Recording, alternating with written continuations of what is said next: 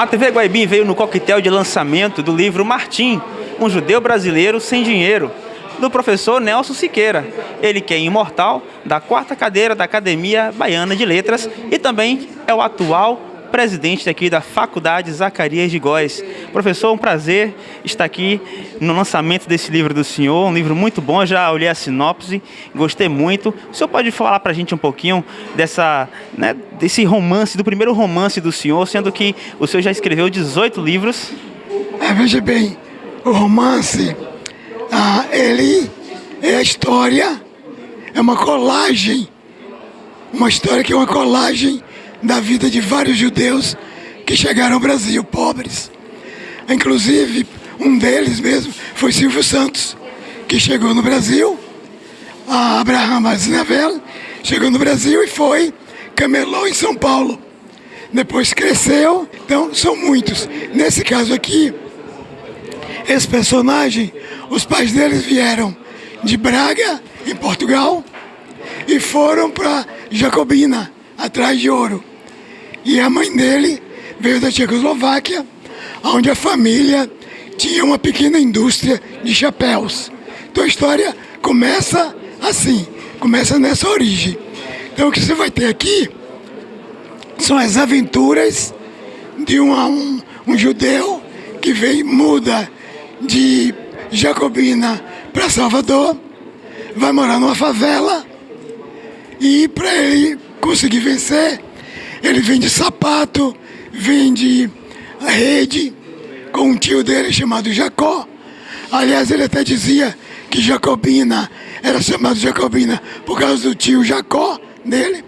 Mas ele vende essas coisas e com o dinheiro que ele ganha, ele estuda línguas estrangeiras. Então ele estuda alemão, francês, italiano, hebraico, com o dinheiro que ele ganha nessa venda dos produtos. E quando ele chega com 17 anos, ele ganha uma bolsa para fazer um intercâmbio nos Estados Unidos. Então muda a vida dele completamente. Porque quando ele volta dos Estados Unidos, ele já é fluente em inglês. Ele não vai mais morar na favela. Ele já vira professor de inglês. E assim como ele vendia rede, ele agora vende conhecimento. E aí ele vai crescendo, vai crescendo. Aí você tem também as aventuras amorosas dele. Porque a história da família dele é uma história muito complicada. Eu não vou entrar aqui, mas quem lê o livro vai ver. Tem um problema, ele não gosta da família dele. Ele começa a escrever a história dele, ele mesmo. Ele queria fazer uma autobiografia. Mas ele não consegue. Ele não consegue porque ele quer reescrever a família dele para a família ser melhor. Mas quando ele começa a reescrever, ele não gosta. Ele diz, não, fazer minha família de verdade. Aí ele vai fazer a família de verdade dele. Ele também não gosta. Então ele nunca consegue fazer. Até que ele arranja um narrador que vai escrever a história dele. Mas aí tem essa parte de que ele narra a família que ele queria e a família que ele gostaria de ter. A família que ele tinha e que ele gostaria. Esse conflito gera alguns conflitos na narrativa.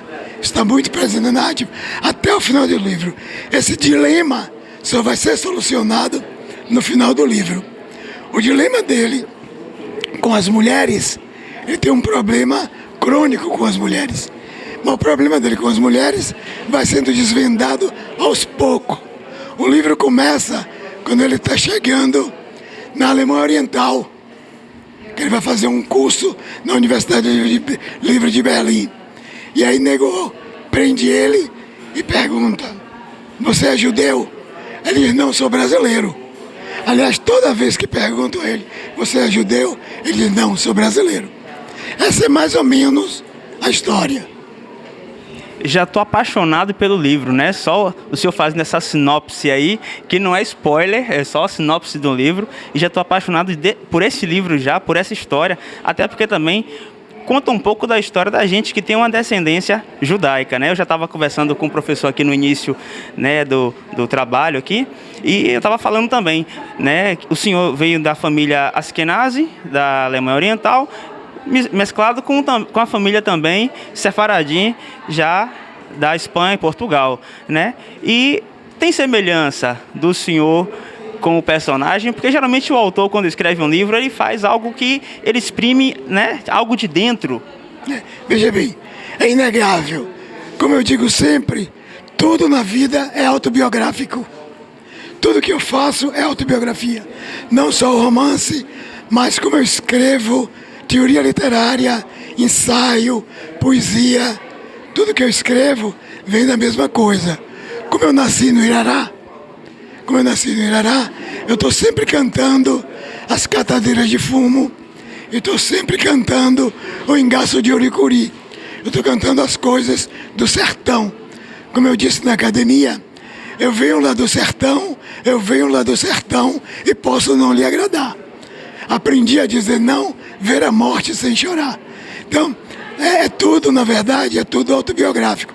Lógico que a autobiografia é o princípio básico, porque o personagem, ele é uma colagem, como eu disse, de muitos outros personagens.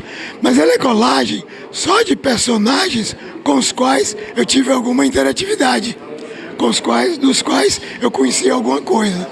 Ele não é colagem de alguém que eu não conheça. Alguém que eu conheço está aqui dentro. Inclusive Kafka, sobre o qual eu escrevi um livro, tem um pedaço dele que está no personagem Martin. E Martin até fala de Kafka no livro dele. Entendeu? Tudo é autobiografia. E qual é a perspectiva? Não é literal, não sou eu. Não é a história de Nelson Cerqueira. É a história de Martin. O nome dele é Martin Leibovitch, conhecido nos meios dos amigos como Libo, porque Leibovitch, convenhamos, a palavra é ruim de pronunciar. Então o pessoal reduziu para Libo. E qual é a perspectiva e expectativa de alcance do livro para as pessoas, a mensagem que vem nele? Como é que o senhor quer atingir, alcançar as pessoas com essa mensagem, com essa história tão comovente, tão interessante, né? Que o senhor acaba de terminar e lançar. Terminar, na verdade, assim, acho que um livro, que quando um autor termina um livro, é como se ele estivesse dando à luz a uma criança, né? Então, qual é a mensagem que o senhor quer passar através desse novo livro do senhor? Duas coisas. Primeiro, a gente tem que lutar sempre, permanentemente, pela diversidade. O fato do personagem ser judeu é importante, porque a leitura é uma leitura interessante, é uma leitura fácil, em linguagem coloquial, as pessoas vão ler, mas o cara é judeu, não é católico, nem protestante, nem pentecostal, é judeu. E qual é a diferença dele ser judeu ou não ser judeu? Na verdade, não deve existir nenhuma diferença. Então, a minha primeira coisa é buscar a compreensão e a aceitação da diversidade. A aceitação do outro, independente da sua forma religiosa, das suas crenças, dos seus preconceitos. Aceitar. Essa é a primeira coisa. Segundo, o livro, quando você escreve, quando você termina de escrever o livro não é mais seu. Esse livro não é mais meu, eu já acabei, já publiquei, estou fora. Esse livro agora é de vocês, é de quem lê. Quando você lê o livro, você vai ter a oportunidade de reescrever a história de acordo com o seu interesse e até identificar pessoas dentro do seu universo. Essa que é. O livro, ele, como você disse, é um parto. Ele virou uma criança, mas ele fica independente de mim. Ele não tem mais nada a ver comigo. Ele é um ser independente. E eu não tenho mais nenhuma influência sobre o livro. Eu nem posso dizer às pessoas como ler o livro, porque o livro é independente. E hoje em dia, quando o senhor fala de diversidade, pelo fato de ser judeu, tem quebrado paradigmas, né, no mundo inteiro, porque o judeu ele foi discriminado por muito tempo, isso desde a diáspora, na época de Hitler, e também em meados do século passado também, o judeu enfrentava ainda muita perseguição e muita discriminação.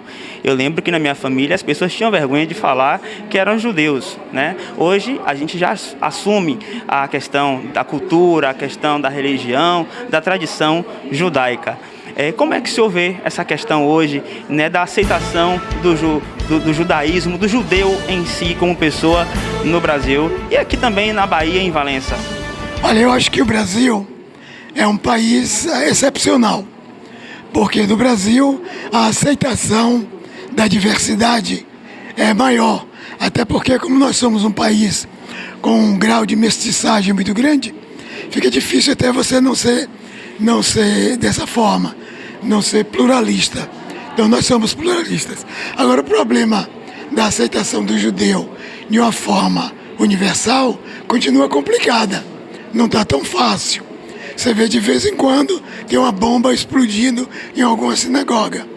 Então a perseguição continua a existir de alguma forma. Ela diminuiu muito depois que o Estado de Israel foi criado. Porque o Estado de Israel absorveu uma quantidade muito grande de judeus e esses judeus não estão migrando pelo mundo. Então isso ajudou muito. Mas você tem também outro tipo de perseguição. Você tem hoje perseguição contra os islamitas, os muçulmanos. Tem perseguição contra os muçulmanos. Tem perseguição contra os latinos. Tem perseguição contra os mexicanos nos Estados Unidos. A perseguição continua existindo no mundo todo de alguma forma. Tem perseguição contra os africanos. De alguma forma eles são segregados em bairros diferentes na Europa. Então isso não está eliminado. O fenômeno judeu não é necessariamente judaico. Ele é um fenômeno universal. Até porque a própria escravidão, ela antecede a qualquer tipo de escravidão. Então você não... Agora no Brasil tem um pouco mais de facilidade, eu acho. Agora, quem nasceu durante a Segunda Guerra Mundial ou durante o regime militar teve um pouco mais de consciência, de dificuldade. Porque quem nasceu durante a Segunda Guerra Mundial ficou com medo, porque Getúlio Vargas tinha dado apoio a Hitler. Inclusive, prendeu a mulher de Carlos Prestes e arrancou um seio dela, que ela era judia russa. Então quem nasceu naquela época, não escondia. Teve gente que nem fez a circuncisão com medo do filho aparecer com circuncisão e ser perseguido. Então, é uma coisa muito recente, não está longe. Eu nasci em 1943, então eu nasci nessa época. Já que a gente falou aqui, né, o senhor deu uma aula para a gente também aqui sobre a história do judaísmo, uma passagem lá pela Segunda Guerra Mundial, pela época da ditadura também. O Estado de Israel hoje, como nação, está celebrando o jubileu, né? 50 anos de Israel. Israel está em festa a semana toda e isso é maravilhoso porque a gente está percebendo também que os judeus do mundo inteiro estão se atentando para isso, estão voltando para isso e buscando a paz em Israel, né?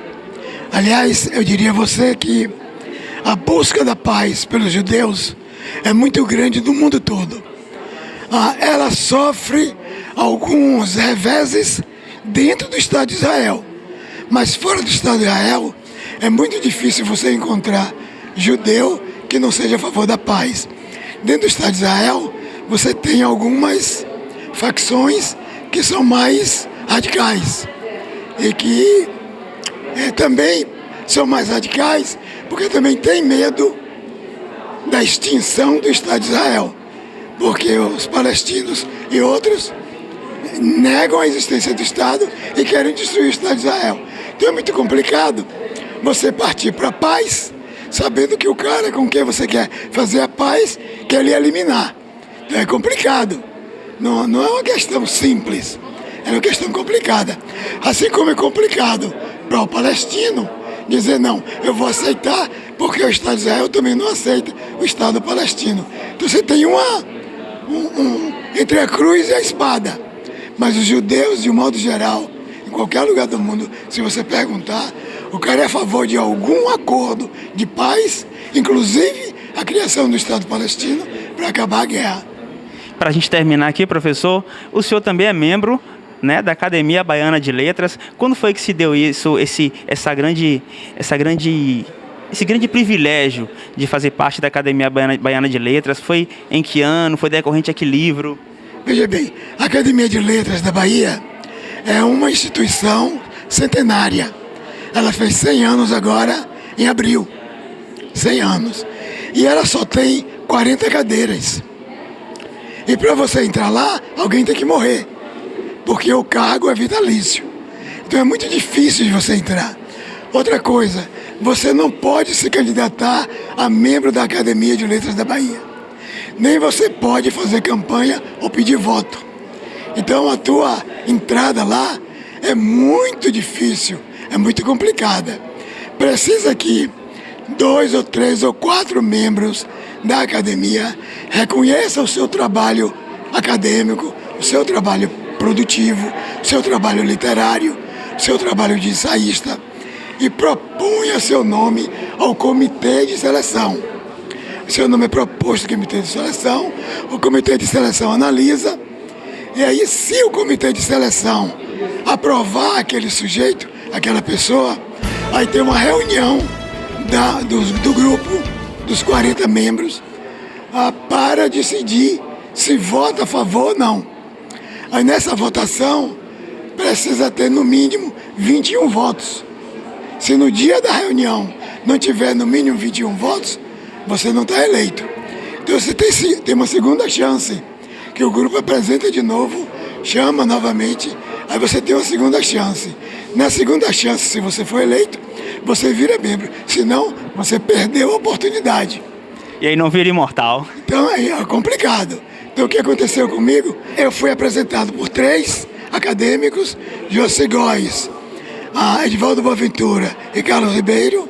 Aí teve a primeira votação, não tinha número suficiente, só tinham 17 acadêmicos, aí eu não fui aprovado. Aí eu tinha a segunda chance.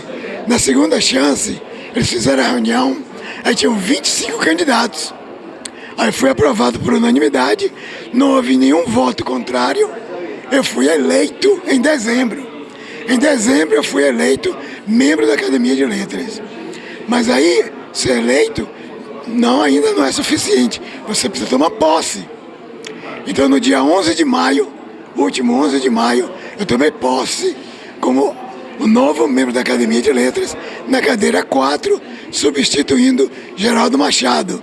E no meu pronunciamento, eu falei de Zacarias de Góes Vasconcelos, que é o nome da faculdade aqui, que é membro da Academia de Letras da Bahia, na cadeira 38. Então eu falei, na cadeira 18, desculpa, na cadeira 18. Então eu falei dele. Então, o processo é assim. Aí eu fiz um discurso agradecendo, depois o José Góes fez um discurso me apresentando. Aí depois disso, você recebe um colar, um diploma, aí você virou imortal. E esse é um reconhecimento muito importante, né? Porque o reconhecimento não é a gente que provoca, mas quando parte da própria pessoa, isso que é muito bom. Eu queria só apresentar aqui, professor, o livro, né? Deixa eu mostrar aqui. É o livro Martim, né, de Nelson Siqueira, Judeu Brasileiro Sem Dinheiro. Esse livro é muito interessante. Gostei da capa, gostei da fotografia, gostei da sinopse dele, gostei daqui dos spoilers que o senhor já passou para mim. Eu vou ter o maior prazer de ler esse livro. Acredito que em uma semana eu termino esse livro. E o senhor pode mandar uma mensagem para os futuros leitores aqui do livro Martim, um judeu brasileiro e sem dinheiro? Olha, pegue o livro, leia. Eu tenho certeza que você vai gostar, porque o livro começa com esse sujeito que foi pobre na Bahia, começa ele já na Alemanha, já começa assim. Então ele passa pela Alemanha comunista, pela Alemanha não comunista, e ele vai contar a história dele toda. E a história dele é a história de qualquer baiano, é a história minha, é a história de você. A história dele com as mulheres é a história dele, mas é também a história das mulheres com ele. Porque assim como ele trai alguma namorada, ele também é traído por namoradas. Então é uma história atraente, fácil de ler, e eu tenho certeza que você vai gostar. Se não gostar, eu dou o seu dinheiro de volta. Tá vendo só?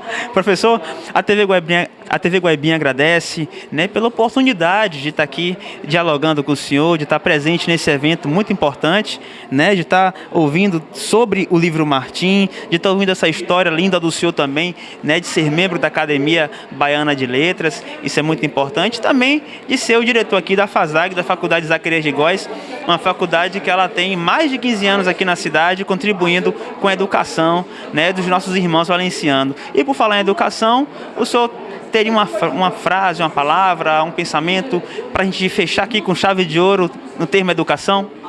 Vou dizer duas coisas. Primeiro, eu sou com Ramiro Campelo, o idealizador dessa faculdade.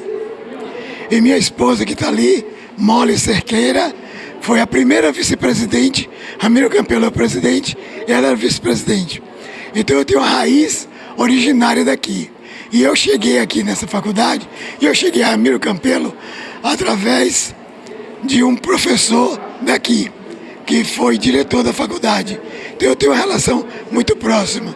Eu diria sobre educação o seguinte: o fundamental é a gente acreditar em vencer. Acreditar que a educação é o único caminho, como foi para Martim, é o único caminho de você evoluir.